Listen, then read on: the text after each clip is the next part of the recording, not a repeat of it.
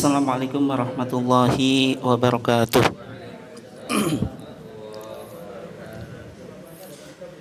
Alhamdulillahi wahdah, wassalatu wassalamu ala man la nabiyya ba'dah, amma ba'd.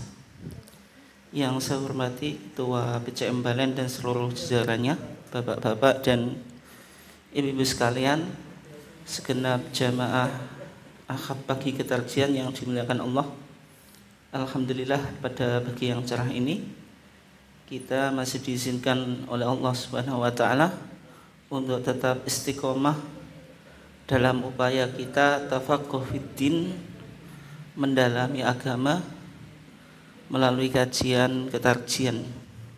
Salawat dan salam semoga tetap terlimpahkan kepada Nabiullah Muhammad sallallahu alaihi wasallam, keluarganya, sahabatnya, dan seluruh orang yang mengikuti sunnahnya sampai hari kiamat. Bapak dan ibu sekalian yang dimuliakan Allah, insya Allah kita masih mengkaji tentang fikih toharoh, fikih yang berbicara tentang bersuci, sebagaimana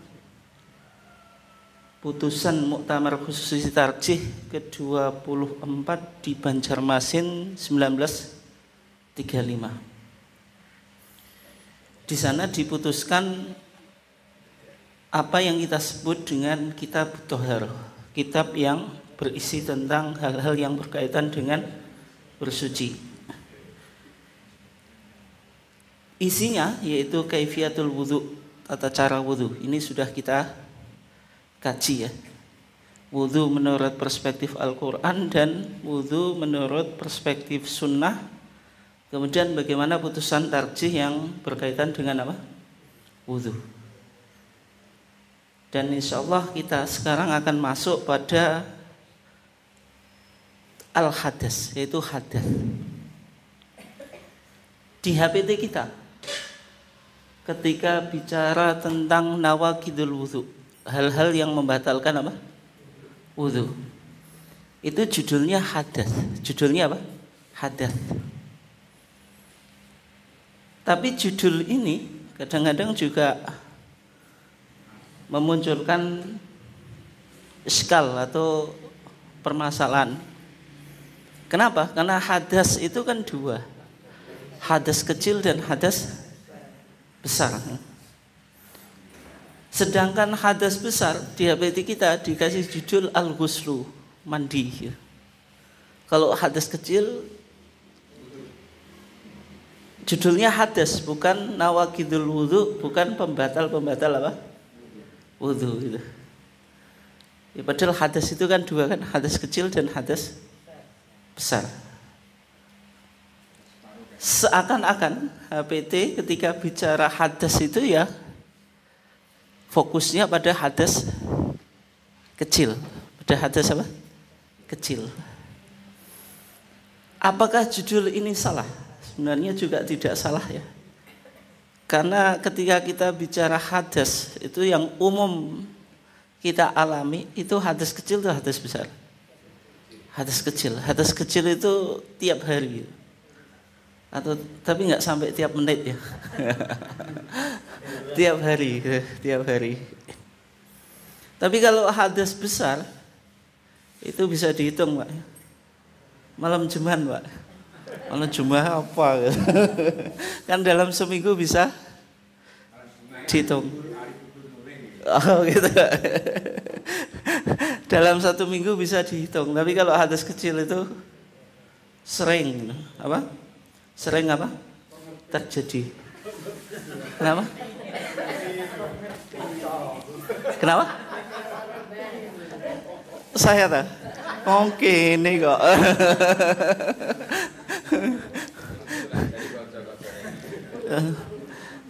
Tuh saya sering ngaji bicara tentang haid, nifas, kehamilan dan apa?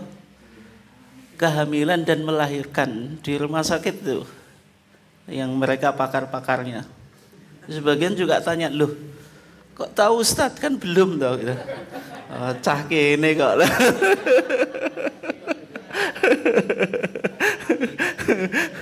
Secara ilmu Pak Bu, Imam Nawawi itu nggak nikah gitu. Imam Nawawi kan sampai meninggal, tapi jangan dikira saya mengikuti jejak Imam Nawawi loh. Nggak, Imam Nawawi ketika bicara pernikahan, kewanitaan, siapa yang bisa mengalahi? Tapi beliau tidak menikah. Kitabnya sampai sekarang jadi apa? Rujukan. Belum menikah tapi sampai meninggal gitu. Ini pembelaan Bu, tapi saya membela diri aja. Oh gitu Pak. Tapi bukan berarti mau mengikuti jejak Imam Nawawi, enggak ya. Hah? Lah hadis kenapa kok dibagi menjadi dua? Itu istilah yang dimunculkan di dalam fikih. Makanya kalau al-hadis al-asghar itu ma yujibu al-wudhu'a, sesuatu yang mewajibkan apa? Wudu. Kalau hadis kecil, hadis besar, al-hadasul akbar ma yujibu al-ghusla, sesuatu yang mewajibkan apa? Mandi. Abu Hurairah ketika ditanya tentang hadas itu, mal hadas ya Abu Hurairah, apa itu hadas wahai Abu Hurairah? Abu Hurairah itu jawabannya Pak, cuma fusaun au dhuratun. Yang disebut hadas itu dua macam versi kentut. Kentutnya jenengan itu versinya kan dua itu. Fusaun, kentut yang berbunyi. Bunyinya bagaimana Pak Bu? Nah, kentutnya jenengan bunyinya baik atau jelek? Aco-aco ya. Fusaun, kentut yang berbunyi, bisa tit, bisa tut, bisa pret, enak kadang ya welek bareng ya enak itu. Mlebagi tanggane iki.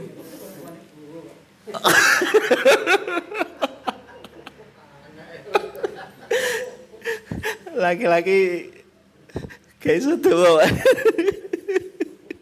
audhuratun, atau kentut yang tidak berbunyi, hanya berbau. Jadi dia tidak mengeluarkan bunyi tapi berbau. Saya ajarinya bagaimana cara mengidentifikasi bau kentut yang benar gitu. Ya. Sesuai dengan apa yang jenengan makan. Itu kaidahnya simpel. Kalau jenengan makannya tempe, nggak mungkin kentutnya bau sate, itu nggak mungkin. Nah, itu cara kaidah bagaimana mengidentifikasi bau kentut sesuai dengan yang apa yang jenengan makan. Gitu. Kalau makannya pecel sembuan, ya keluarnya ke sembuan. Gitu. Okay. Bapak dan Ibu sekalian dimuliakan Allah. Jadi itu istilah fikih ya. Hadis kenapa dua? Dan di HPT jilid 3 di tuntunan sholat 5 waktu, ketika bicara tentang persiapan sholat, HPT itu menggunakan terminologi fikih. Karena HPT jilid 3 itu kan nggak kayak HPT jilid 1. Dia model tulisan akademisi, mengutip apa? Istilah fikih bahwasanya ada hadis kecil dan hadis apa? Besar. Itu di persiapan sholat. Persiapan sholat itu kalau istilah fikih pakai istilah apa Pak? Syurutu sholat. Syarat-syarat sholat. HPT jilid 3 itu kadang-kadang juga menggunakan istilah apa? Fikih. Karena kalau kita nggak menggunakan istilah fikih itu kadang-kadang ya repot Pak. Kalau HPT jilid 1 itu kan modelnya tuntunan.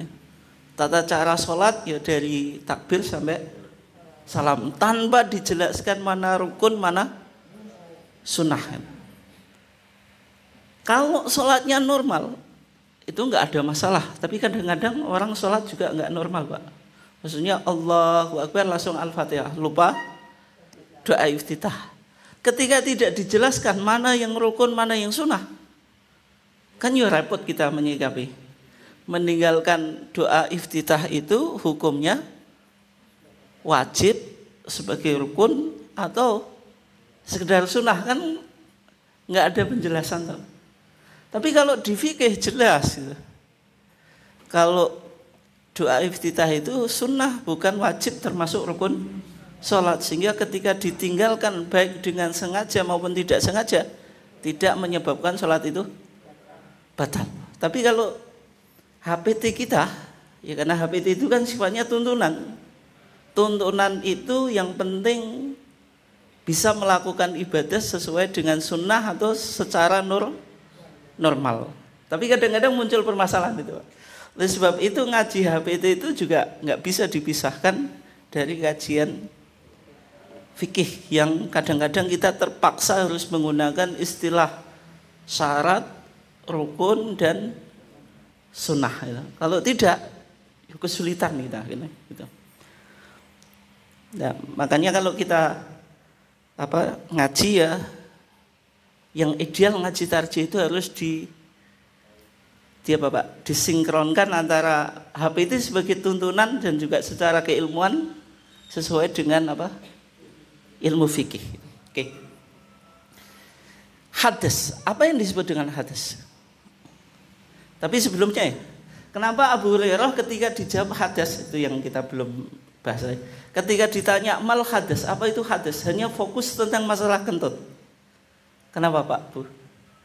Padahal hadas itu kan banyak penyebabnya, tidak hanya urusan kentut. Hadas kecil, penyebab hadas kecil itu sesuatu yang keluar dari dua jalan. Yang keluar dari dua jalan tidak hanya kentut, tapi Abu Hurairah hanya fokus pada kentut itu. Kenapa itu?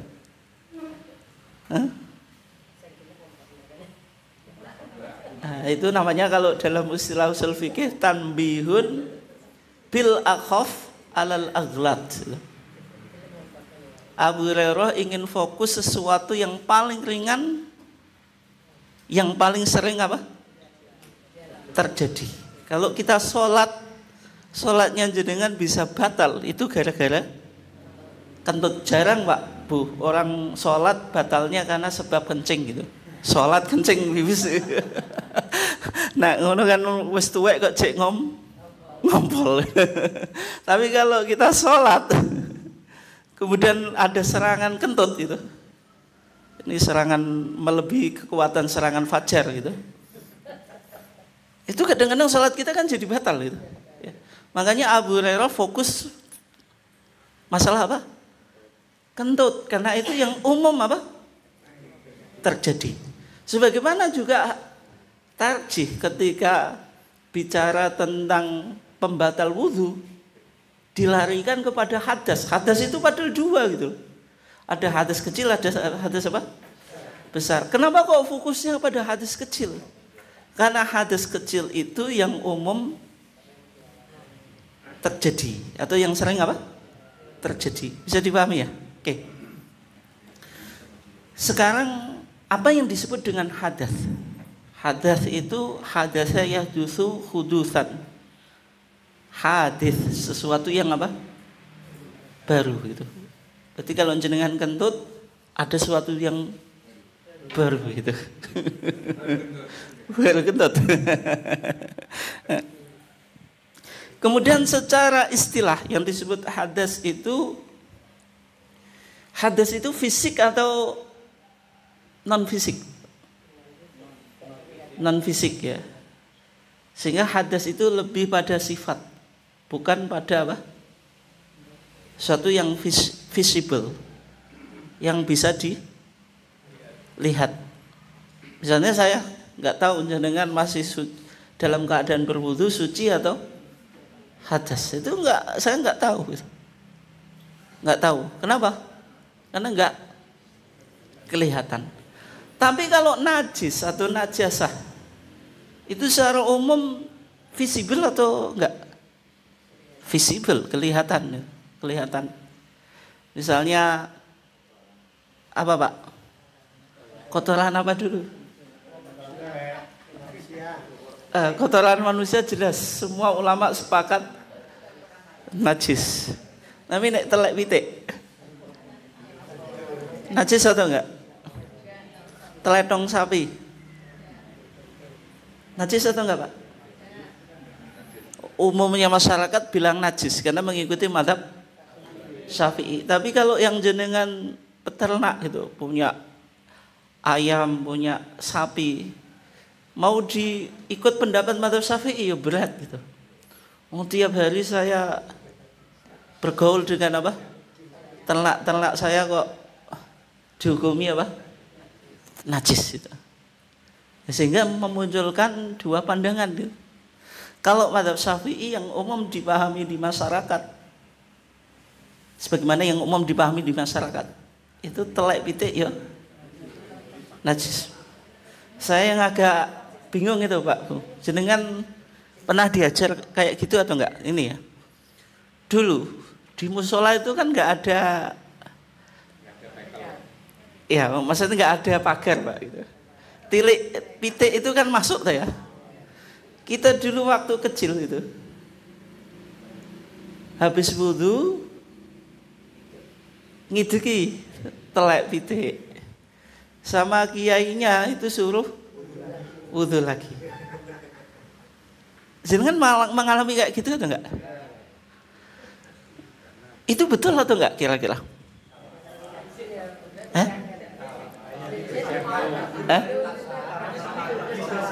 Dibersihkan ya. Itu kan ada dua hal loh.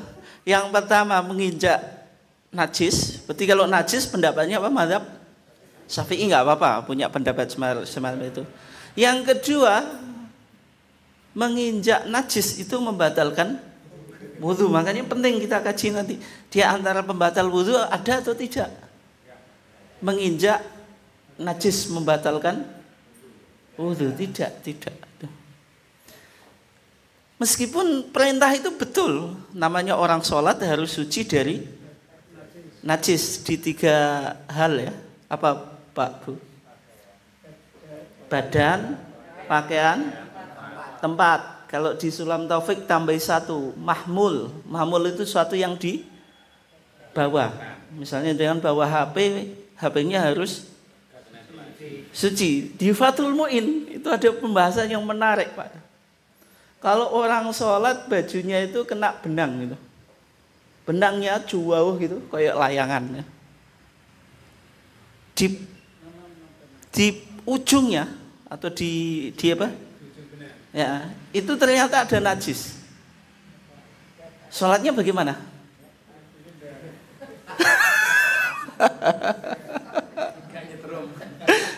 Nyetrum ya Pak dalam itu kan berarti termasuk mahmul, sesuatu yang ia bawa. Tapi pembahasan fikih itu apa Pak? Terlalu jelmit dan kadang-kadang terlalu mengada-ngada gitu.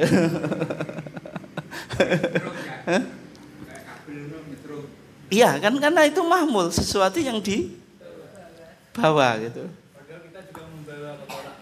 Kenapa Pak? Tapi di dalam masalahnya. Kotoran itu baru dihukumi najis kan ketika keluar gitu. Ketika baru itu tadi. Ketika gini mana? Kalau kita sholat kemudian ditempeli sedangkan anak itu bernajis, maka kita sudah najis. Ya. Kalau itu kan masih logis. Logisnya kan enggak. Ya, maksudnya pembesnya loh ya.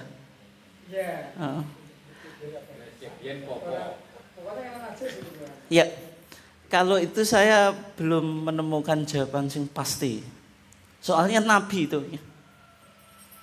Nabi di Bulughul Maram ya, itu ketika mengimami sholat itu hamilu Umamata binti Zainab binti Muhammadin sallallahu alaihi wasallam.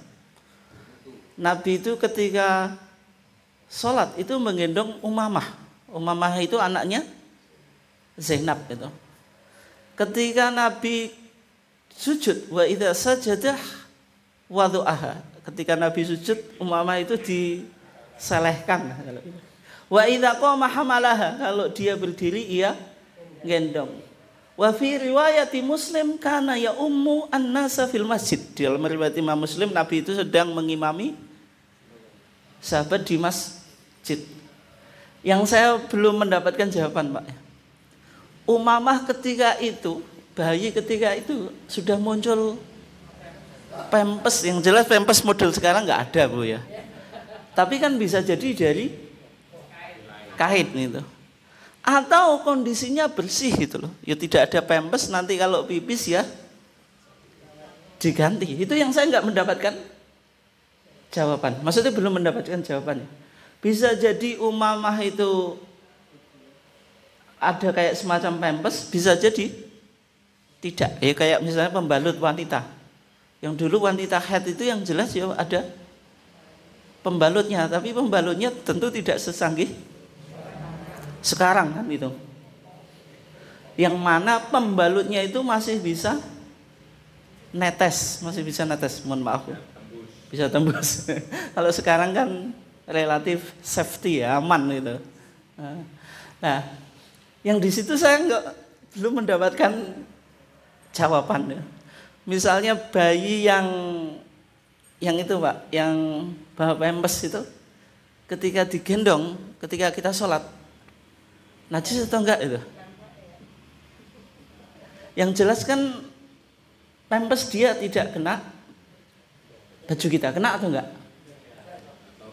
Tidak, tapi masalahnya pampers itu sudah keluar dari enggak dua jalan itu Pak, kan pipis sudah keluar. Kalau keluar hukumnya najis. Tapi kalau pampersnya itu didirin jenengan, jelas enggak sah itu. Sah atau enggak? Tidak sah, karena yang kita pakai itu kena najis. Kalau bayi tadi itu bukan pada pakaian kita, tapi pada mahmul, sesuatu yang kita bawa. Tapi masalahnya sesuatu yang kita bawa, umumnya yang dibawa itu maksudnya yang di situ ada najis, kemungkinan bisa menempel pada pakaian atau badan kita. Tapi masalahnya pampers itu najisnya kan tidak kena pakaian kita. Makanya saya belum tahu Pak jawaban persisnya. Tapi penting untuk dikaji itu. Soalnya ada dua kemungkinan. Tapi pakai kaidah mahmul secara umum, sesuatu yang di bawah, ya berarti najis. Tapi kalau divonis najis, beberapa aktivitas sholat kita, ibu-ibu, bapak-bapak gak memungkinkan untuk gendong bayi. Nangis ya wis kan. Padahal umumnya sekarang zaman modern itu bayi itu sudah di pemesi gitu. Misalnya ibu-ibunya sholat Bu, bapaknya nggak ada, anaknya rewel. Kalau kita pakai pendapat yang pertama, itu kan bisa, maksudnya pendapat kedua bukan pertama. Maksudnya yang mahmul itu satu yang menempel di bayi itu dianggap tidak najis, kan bisa digendong. Tapi kalau pendapat pertama, ya beno nangis.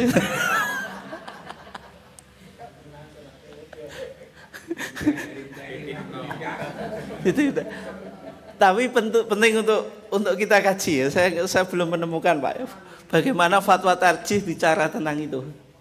Tapi biasanya rumusan masalah fikih itu, kalau bahasa masail kan punya tasawwurul masail atau rumusan masalah. Rumusan masalahnya kan bisa memunculkan dua pendapat. Cuma penting untuk dikaji itu. Saya belum pernah baca fatwa tarjih seputar itu ya. Oke, kita kembali ke topik kita. Berarti hadas itu dia wasfun, sifat. Karena dia sifat tidak kelihatan, ketika kita mengangkat hadas itu wajib pakai apa? Pakai niat.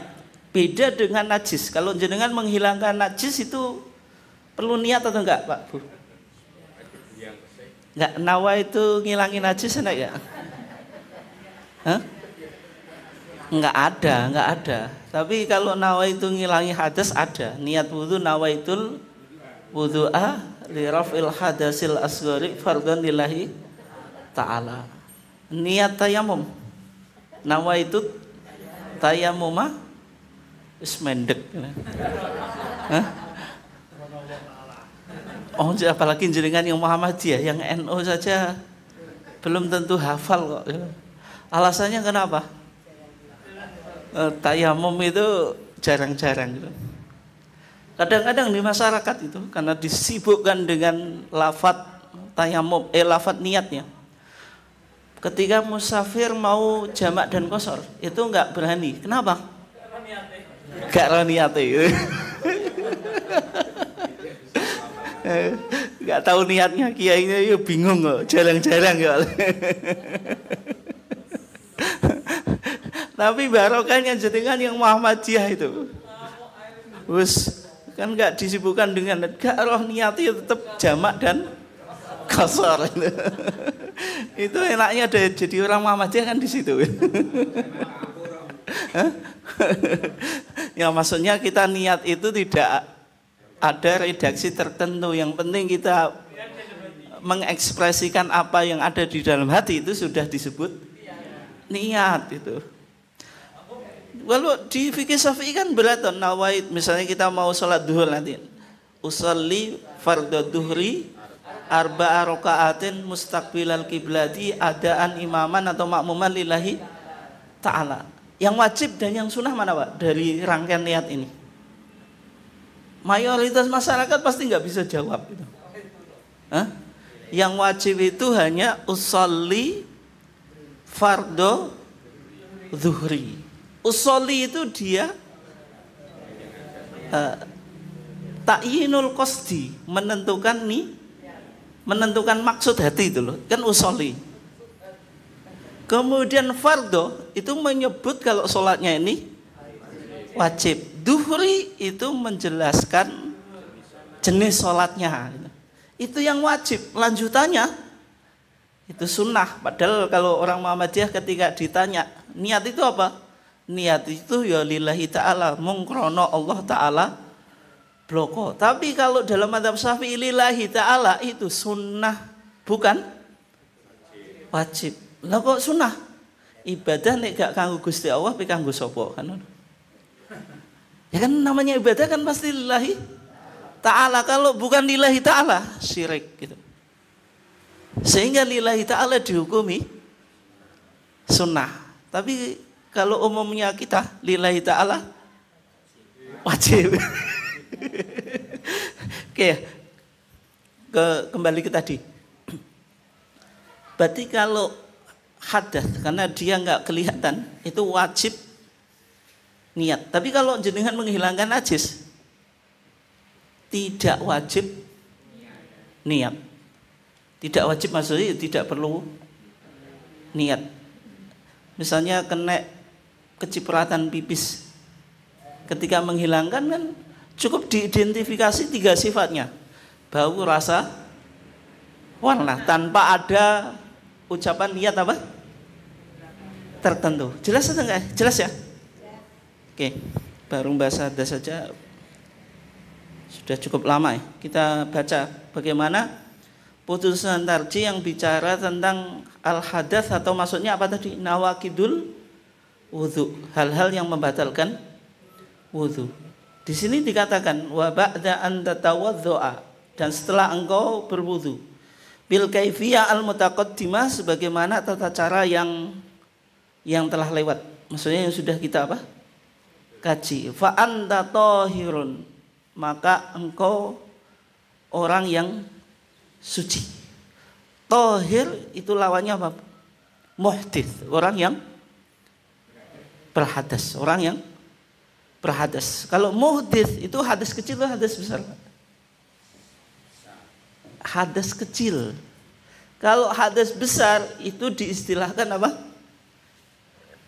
Junub. Nah, ini memperkuat kesimpulan kita. Memang kalau hadas itu meskipun 2 secara fikih, tapi ketika disebut lebih mengarah pada hadas kecil ya. Kalau disebut orang itu muhditsun ya berarti hadas kecil. Karena orang yang hadas besar disebut apa Pak? Junub. Wa in kuntum junuban apa? Fattahharu atau faghtasilu. Kalau engkau junub maka mandilah itu. Malam yakhruj minka syai'un min ahadis sabilain. Selama tidak keluar dari engkau sesuatu min ahadis sabilain, dari dua jalan. Berarti kalau keluar sesuatu dari dua jalan. Jalan depan disebut apa? Kubul. Jalan belakang disebut apa? Dubur. Orang yang semacam itu mengalami hadas atau disebut apa? Muhdits. Dalilnya apa? Dalil yang pertama yaitu Al-Quran, baru kita apa? Sunnah. Di dalam Al-Quran ketika menjelaskan hadas itu bagaimana firman Allah? Bagaimana Pak Bu ayatnya? Auja'a ahadum minkum minal ghaiti, atau seseorang di antara kamu datang minal ghaiti. Ghait itu bahasa kinayah atau majazi. Makna asalnya itu al-makan al-munkhafid al-mutmain, tempat yang rendah tidak di atas itu. Mutmain yang tenang. Biasanya dibuat apa? BAB, buang air besar. Tempatnya itu jauh dari keramaian. Ya, kayak jenengan dulu belum ada program WC dari pemerintah itu. Kalau BAB kemana? Ke kali, wadah Pak itu. Kadang-kadang dikasih apa? Enggak yang di samping tepi jalan itu kemudian aling-alingi Pak. Aling-alingi kurang rapet. Mesti enggak nyaman itu. Tapi semakin jauh dari keramaian itu bisa berjam-jam itu. Nah, makanya diistilahkan dalam bahasa Arab al-ghaid itu tempat yang rendah. Kenapa rendah? Umumnya orang buang air besar itu tidak mungkin di atas pohon, di atas bukit kan nggak nyaman. Kemudian mutmain yang tenang. Nah, Al-Quran ketika menjelaskan hadas kecil itu fokus pada yang paling berat. Beda dengan hadas pada saat kentut gitu. Kok pada saat kentut, pada saat sholat fokus pada yang kecil yaitu kentut. Tapi di sini Al-Quran fokus pada yang ghaid. Ghaid itu yang besar, yaitu apa? Buang air besar. Buang air kecil tidak disebutkan. Kenapa itu? Ya karena kalau yang besar saja membatalkan wudhu, apalagi yang kecil. Tapi kalau Abu Hurairah ketika menafsiri hadas karena dihubungkan dengan sholat disebutkan yang paling kecil, yaitu apa? Kentut. Tapi kalau Al-Quran fokus pada yang paling besar, yaitu apa? Enggak buang air besar. Kenapa kok kencing enggak disebutkan? Satu wakat. Bisa jadi hanya kencing BAB saja ya. Pipis saja kan enggak harus BAB itu Pak. Itu. Oh gitu Pak ya. Nek wong nguyu angel kadang ya mau ngising tok to Pak. Tapi nek orang normal itu secara umum dua-duanya gitu. Gitu. Nah, sehingga auja'a ahadu minkum minal ghaid, kalau ini bicara tentang BAB tentu buang air kecil jelas masuk. Yang kedua itu aula mastumun nisa. Aula mastumun nisa itu penyebab hadas kecil atau hadas besar Pak? Aula mastumun nisa itu maksudnya atau engkau menyentuh wanita. Itu penyebab hadas kecil atau hadas besar? Ada dua pendapat, nanti kita bahas. Mazhab Syafi'i itu penyebab hadas kecil. Kalau mazhab Hanafi, kemudian di Indonesia juga tarjih itu hadas apa? Besar. Nah, kesimpulannya jenengan, yang secara umum berpandangan sebagaimana pendapatnya mazhab Hanafi. Kalau kita simpulkan aulamastumun nisa itu hadas besar, penyebab hadas besar, berarti Al-Quran bicara secara komprehensif menjelaskan dua macam hadas. Tapi kalau dipahami aulamastumun nisa, hadas kecil, auja'a ahadum minkum minal ghaid bicara hadas kecil, aulamastumun nisa juga bicara hadas kecil. Dua-duanya kok kecil kan itu. Sehingga yang memperkuat pandangan kita ya berarti aulamastumun nisa itu bicara hadas besar supaya apa? Mengcover dua macam hadas itu ya. Di sini dikatakan malam yakhruj minka syai'un min ahadis sabilain, selama tidak keluar dari engkau sesuatu dari dua jalan. Jalan yang depan tadi apa? Kubul, jalan belakang apa? Dubur. Yang keluar dari jalan depan atau kubul itu apa saja, Pak Bu? Pipis satu. Sperma. Sperma mani. Sekarang mani membatalkan wudhu atau mewajibkan mandi? Tapi kalau orang sperma wudhu, orang mengeluarkan mani atau sperma, wudhunya pasti batal atau enggak? Batal atau enggak?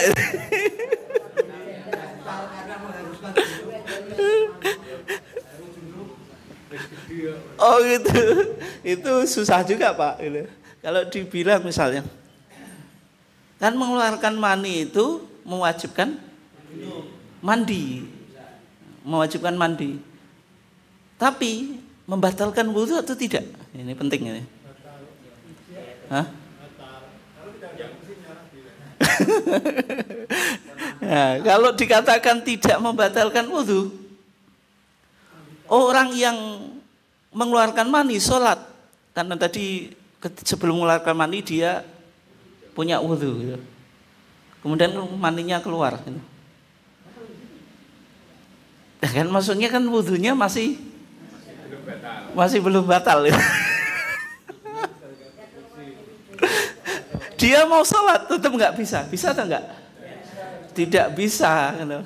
Kenapa? Karena harus mandi meskipun wudhunya belum batal. Sekarang pertanyaannya, mengeluarkan mani mewajibkan mandi atau mewajibkan wudhu atau mewajibkan mandi dan wudhu? Nah, itu gimana itu jawabannya? Kalau mandi kan sudah termasuk wudhu.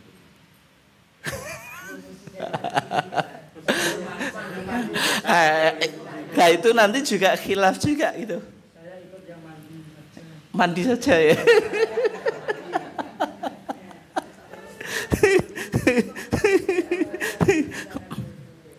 Ini dalam mazhab Syafi'iyah. Ini juga nanti jenengan cek di Sulam Safinah ada. Yang saya bawa bukan Sulam Safinah, yaitu Alfiyah Zubat. Mujibuhul khariju min sabili, yang mewajibkan wudhu itu sesuatu yang keluar dari dua jalan atau dari jalan tadi. Ghairu maniyin, tapi bukan mani. Mujibi tagsili, karena mani itu mewajibkan mandi. Tapi kalau kita simpulkan hanya mewajibkan mandi, berarti wudhunya enggak batal. Masih gitu. Nah, padahal derajat wudhu sama mandi besar mandi. Berarti kalau yang besar saja wajib, apalagi yang kecil. Nah, menariknya Pak itu, kesimpulan Imam Syaukani itu gini. Dan nanti ada hubungannya dengan kesimpulan Muhammadiyah. Kata Imam Syaukani juga semacam itu. Jadi kalau mandi itu toharoh al-kubro, apa? Bersuci yang besar gitu. Itu saja wajib, berarti mewajibkan at-toharoh as-sugro, yang kecil gitu. Sehingga Imam Syaukani memasukkan di antara yang membatalkan wudhu itu mayujibu al-ghusla, sesuatu yang mewajibkan apa? mandi. Ya contohnya apa? Tadi mani tadi. Jadi orang mengeluarkan mani wudunya ya batal dan mewajibkan mandi.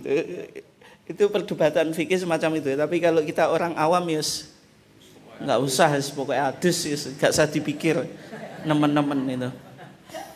Hah?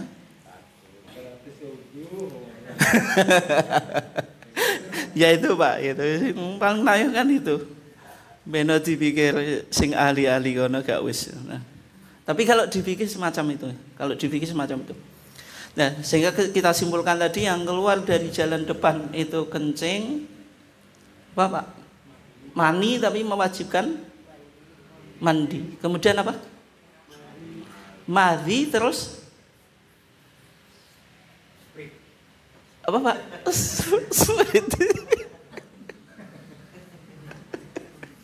Terus apa? Terus wadi gitu. Wadi.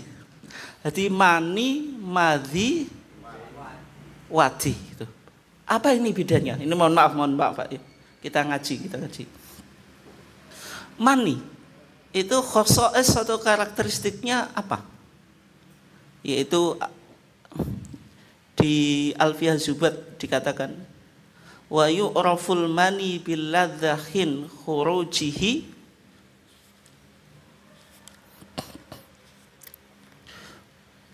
wa yu'raful mani bil ladzatihin khurujihi wa rihi tal'in au ajin. Mani itu punya 3 karakteristik. Bukan 3 ya, bisa lebih itu. Yang pertama ketika keluar itu bil ladzah, nikmat itu. Ketika keluar itu tadafuk itu muncrat. Habis muncrat itu futur itu apa? Lemes. Itu sifat mani, dalam fikih dijelaskan semacam itu. Kemudian dari baunya itu, kalau dia masih basah, itu baunya kayak apa Pak? Hah? Rihitol'in itu manggarnya kurma. Kita nggak tahu manggar kurma itu baunya bagaimana. Au ajin atau adonan tepung. Ini yang bisa kita mungkin mengetahui baunya. Itu kalau masih apa? Basah itu. Tapi kalau kering itu kayak putih telur. Itu mani dalam fikih ya, punya ciri semacam itu. Dan mani itu najis atau enggak, Pak? Tidak itu. Tapi kalau masih basah, dicuci atau enggak?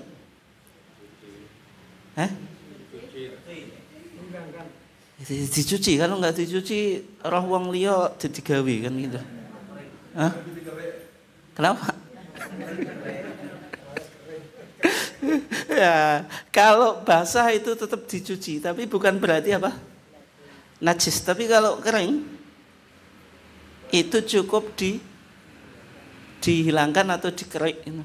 Tapi kalau dicuci ya enggak apa-apa. Intinya tidak menunjukkan apa?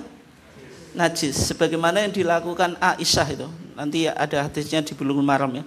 Kata Aisyah, kuntu afruku almaniya min thawbi Rasulullah SAW idza kana yabisan. Kata Aisyah, kalau maninya Rasulullah itu kering cukup dikeriki gitu. Tidak dicuci. Tapi kalau basah itu dicuci. Kemudian baju ini dipakai oleh Rasulullah untuk sholat. Dari situ jumhur ulama kecuali mazhab Hanafi Pak berkesimpulan kalau mani itu hukumnya suci. Tapi kenapa kok Rasulullah dan Aisyah itu tetap membasuh atau mencuci mani ketika masih basah? Ya karena pertimbangannya kotor gitu. Tapi tidak semua yang kotor itu najis. Remuk. Nah sekarang gini, kalau jenengan punya wadah air itu di bak itu, kalau jedingnya gedean Pak, misalnya bak saja itu, kemudian diminum kucing, najis atau enggak? Hah? Najis atau enggak? Hah? Nek dijilat tikus. Cuma kotor ya dibuat lah. Ya. Nah, itu namanya su'run ya. Su'run itu bekas jilatan binatang. Tuh. Jilatan kucing itu tidak najis, beda dengan jilatan anjing. Dan meskipun dua-duanya memiliki kesamaan, nek ngombe kuwi mesti jilat. Dalam bahasa Arab disebut wuluk atau walago. Idza walago al-kalbu fi ina'i ahadikum ayyasilahu sab'a marat itu. Jadi kalau minum dia jilat. Enggak kayak kita. Kalau kita itu minumnya glok-glok, Pak ya. Ya sing glok-glok kuwi sing duwe kucing ora. Kucing. Sekalan entek. Kalau kucing itu tidak najis. Kucingnya tidak najis. Jilatannya juga tidak najis. Tapi kalau kucing dimakan, dibuat sop kucing yang lagi populer itu, halal atau haram? Haram. Ketika Nabi ditanya tentang kucing, jawabannya Nabi itu innaha laisat binajasin. Kucing itu bukan najis. Terus innama hiya minat tawafina alaikum, karena kucing itu hewan yang umum tawaf berkeliling di sekitar kita, menunjukkan hewan peliharaan, sehingga dihukumi tidak najis, termasuk jilatannya. Lah ketika wadah kita kena jilatan kucing, kita tahu, posisinya tahu ini najis atau enggak? Tidak. Tapi faktor kesehatan macam-macam, bisa jadi membawa bakteri kan itu, juga kotor. Dibuang. Tapi membuangnya itu bukan karena najis. Kalau posisi normal enggak apa-apa, Pak. Nah, pas wayah 3 ngangsu banyu ini kan ya repot gitu. Oh, sekarang kita buang aja. Iya, ini kondisi normal. Lah nek kondisi ngangsu ya. Gak repot itu. Mana kondisi sekarang sak jedinge dikuras gak popo kok. Itu ya. Berarti mani ketika masih basah, ketika dibersihkan itu bukan karena najisnya, tapi karena apa? Kotornya itu. Dan tidak setiap yang kotor itu najis. Iler, ludah itu najis atau enggak? Najis atau enggak? Oh, tukang pranggo dirati, itu semuanya najis, menyebar virus ke najis.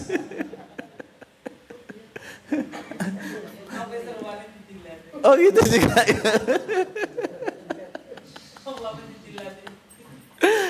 Itu namanya su'rul insan ya. Air liurnya manusia itu tidak najis meskipun itu kotor itu ya. Intinya mani itu tidak najis. Dia mewajibkan mandi dan wudhunya juga apa? Batal. Itu kalau mani. Yang kedua, madhi, mohon maaf ya. Madhi itu sesuatu yang keluar dari kemaluan. Dia itu apa? Bening dan lengket. Kalau keluarnya itu pas lagi nafsu seksual atau syahwat itu apa? Menggebu-gebu, tapi dia tidak, keluarnya tidak moncerat kayak apa? Mani. Ini juga membatalkan apa? Wudhu, sebagaimana yang dialami oleh Ali bin Abi Thalib. Ali bin Abi Thalib itu dia bilang kuntu rajulan madza'an. Saya seorang laki-laki yang sering mengeluarkan apa? Madhi. Ali bin Abi Thalib itu mau konsultasi kepada Rasulullah. Dia bilang wa kuntu astahyi an as'alan nabiyya sallallahu alaihi wasallam. Saya mau konsultasi kepada Nabi tapi saya apa? Malu. Kenapa, Pak, Bu? Kan Ali jeruk, Nabi jeruk. Maksudnya jeruk kan gak isin loh. Jadi jeruk sama apel itu lagi isin ya. Tapi kenapa malu gitu? Hah? Laki-laki kan ceplas-ceplos Pak ya. Iki bapake ngajine nek gak lanang wedok wis ceplas-ceplos oleh. Nggak guyon-guyon Bu guyon. Nggak kenapa Ali itu malu. Tanya kepada Nabi, padahal sama laki-laki. Sama-sama laki-laki. Limakani ibnatihi, karena Ali itu menantunya Rasulullah gitu. Mertua. Sungkan. Mantunya juga gengsi Pak ya. Meskipun tahu dirinya gak perfect gitu. Depan mertua ya tetap menjaga image. Oh gitu Pak.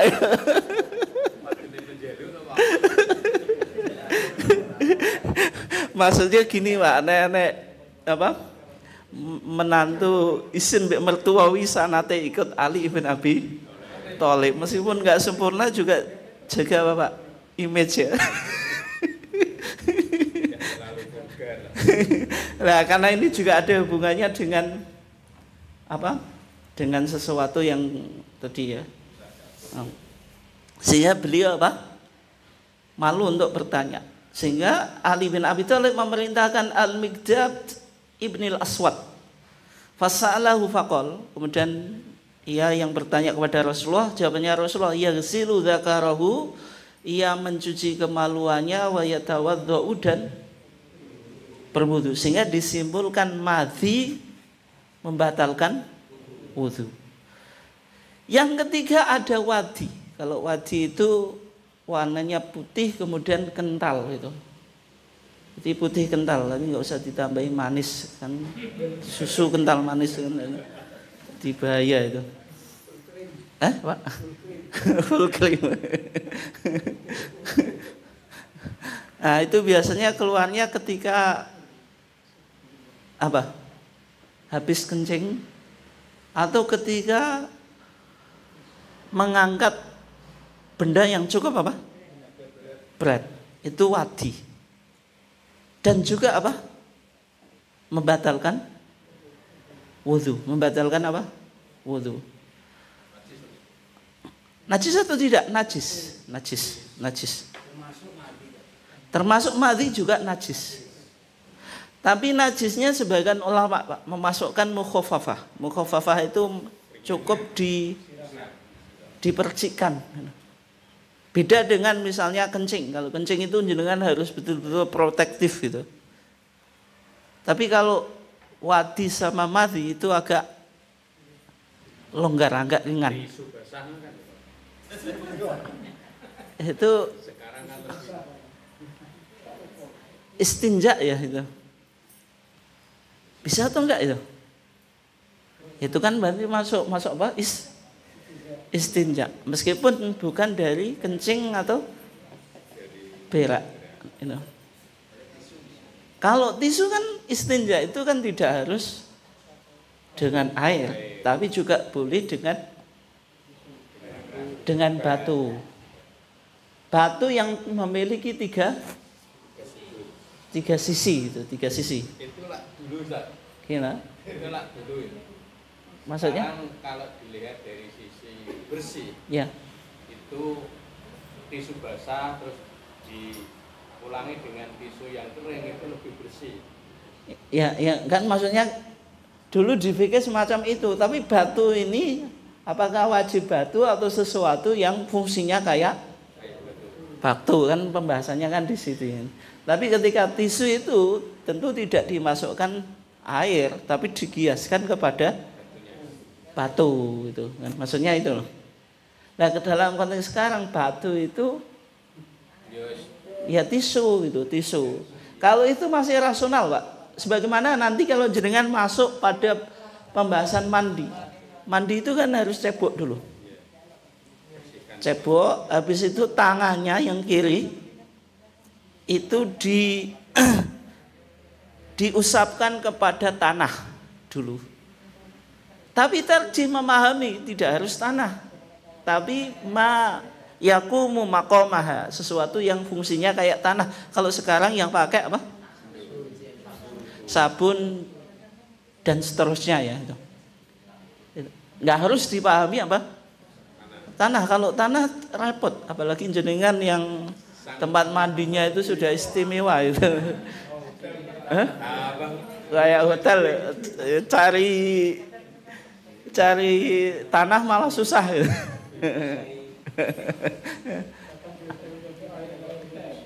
Oh gitu. Tapi kalau jilatan anjing ini yang masih perdebatan karena secara umum masih memahami wilayah ta'abudi. Mencuci 7 kali, yang pertama atau yang terakhir dengan tanah itu atau debu itu boleh atau enggak diganti dengan misalnya sabun atau apa? Kelintek, Pak. Pembersih lantai, kelintek yuk pembersih lantai dah. Yang penting bukan tanah. Boleh atau enggak? Itu masih kebanyakan mayoritas ulama berpaham ini wilayah ta'abudi. Tapi kadang-kadang menyusahkan, Pak, bagi masyarakat yang hidup di perkotaan. Cari tanah itu lebih susah daripada cari sabun atau yang lainnya ya. Nah, kalau ini memang memahami secara literal, maksudnya yang jilatan anjing itu masih agak kuat itu pandangan ke situ ya. Nanti kita bahas secara khusus pada pembahasan nama najis mughalladah. Terus apa tadi? Ada mani, madhi, wadi, terus apa lagi yang keluar dari jalan depan? Kencing sudah tadi. Kalau kemudian itu termasuk di apa? Kan itu kan keluar dari 2 pintu sama saja. Tapi kan kadang kan ada yang terasa, ada yang tidak. Barangkali apakah sama hukumnya seperti yang harus wudhu atau gimana? Kalau kemudian ya tetap membatalkan apa? Wudhu ya. Yang kalau tidak terasa ya tidak dihukumi gitu. Karena kan kita tidak tahu hukum itu berlaku bagi orang yang alim, yang mengetahui. Kayak madhi, mohon maaf itu kadang-kadang nggak terasa. Nih jenengan gak apa? Gak itulah, itu nggak tahu gitu loh, nggak tahu. Ini tahu, kadang kan ada wanita itu kan yang keputihan terus kan. Apakah ketika sholat keputihan wudhu, baru wudhu keluar lagi, masa udah wudhu? Sebagaimana istihadah, Bu. Wanita istihadah itu wudhunya untuk sekali sholat, tapi mandinya cukup sekali. Jenengan misalnya normal headnya itu rata-rata nggak 7 atau 6 itu, rata-rata loh. Bisa jadi kurang gitu. Normalnya. Berarti mengikuti kebiasaan. Misalnya 7, lebih dari 7 kok keluar, itu mandi. Setelah itu masih keluar terus, itu dihukumi istihadah. Tidak perlu mandi tapi cukup wudhu, dia dibersihkan gitu. Kalau mau sholat tapi cukup wudhu, tidak usah mandi lagi. Ini mandi wajib terus sehari 5 kali ya capeknya dengan mandi untuk sholat isya, mandi untuk sholat subuh itu kan yang berat gitu. Habis.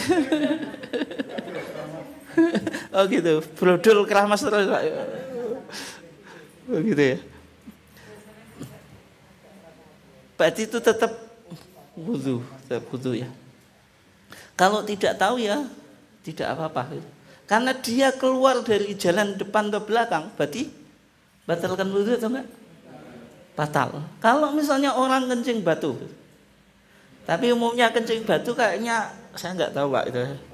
Kayaknya kencing terus ada batunya bersamaan. Tapi kalau misalnya kencingnya hanya batu, enggak ada cairan yang lain itu, batal atau enggak? Nah, batal lah ya. Meskipun itu mungkin enggak terjadi Pak, waktu tok. Kan harus ada yang mendorong lah. Enggak misalnya kalau kencing darah, batal atau enggak? Batal. Pokoknya kaidahnya semua yang keluar dari jalan depan atau yang belakang, yang normal maupun yang tidak normal. Yang normal ya sebagaimana yang kita sebutkan tadi. Terus sekarang yang jalan belakang sebelum kita tutup ya. Apa saja Pak, Bu? Nah, berak itu semua ulama sepakat apa Pak? Membatalkan wudu karena nas Al-Qur'an tadi auja'a ahadum minkum minal ghaiti. Dan berak sama kencing itu semua ulama juga sepakat hukumnya najis. Tapi kalau kencing masih dikecualikan. Kencingnya bayi yang belum makan kecuali apa? ASI, air susu ibu. Tapi sekarang ASI ini wis rondo angel, yang ada apa? Air susu kaleng, ASK. Berarti kalau ASI, selain ASI tetap dihukumi najisnya mutawasithah, Pak, tidak mukhafafah. Kemudian usia bayinya apa? Belum 2 tahun. Nah, misalnya lebih 2 tahun apalagi sudah jenggotan ya tetap mutawasithah itu. Gitu ya. Terus kentut tadi ya. Kentut dalam pandangan Abu Hurairah itu fusaun, kentut yang berbunyi, dzurratun, kentut yang tidak berbunyi. Dan ini ada kaidah yang penting, yaitu kaidahnya al-yaqinu la yuzalu bisyak. Keyakinan itu tidak bisa digugurkan dengan apa? Keraguan. Dan setan itu bermain dengan jenengan ketika apa? Salat. Dalam masalah apa? Kentut. Makanya kan kadang-kadang jenengan salat itu kok ya kentut. Ya tuh gak, apalagi orang sing was-was itu. Was-was itu perlu untuk diterapi. Terapinya ya menggunakan kaidah apa? Al-yaqinu la yuzalu bisyak. Keyakinan itu tidak bisa diragukan dengan keraguan. Dan kaidah ini muncul dari hadis Nabi. Nabi bersabda, "Idza kana ahadukum fil masjid." Kalau seorang di antara kamu di masjid. Di masjid ini maksudnya apa, Pak? Bu? Sholat. Di masjid ini sholat ya, bukan di masjid jagungan enggak. Enggak, kata fil masjid dalam bahasa ibadah itu dihubungkan dengan sholat, bukan dengan bangunan atau kita hanya di masjid saja kan. Ya bani Adam khudhu zinatakum inda kulli masjidin. Inda kulli masjidin itu apa, Pak? Sholat. Kalau sholat berarti menutup aurat itu. Bukan hanya sekedar pakai pakaian ketika mau masuk masjid. Itu ya. Tapi yang wajib itu ketika sholat.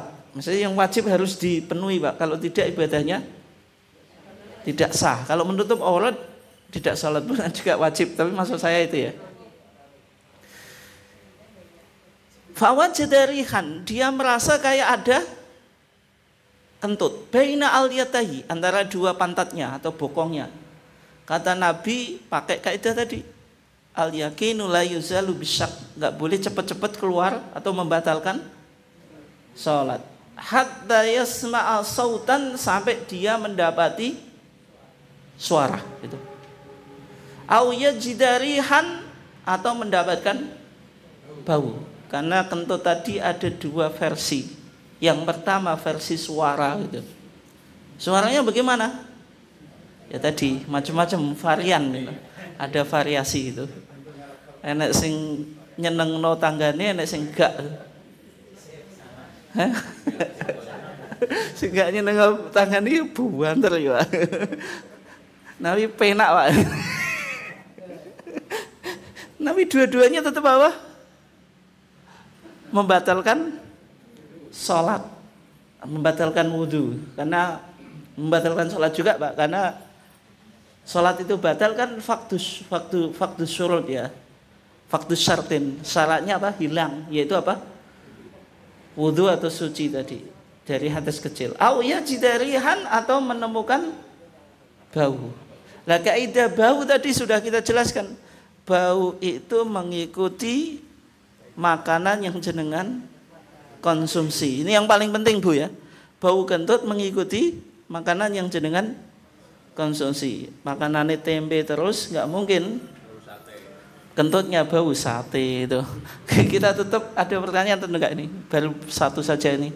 Yang membatalkan wudu apa? Sesuatu yang keluar dari 2 jalan. Jalan depan yaitu kubul, jalan belakang yaitu apa?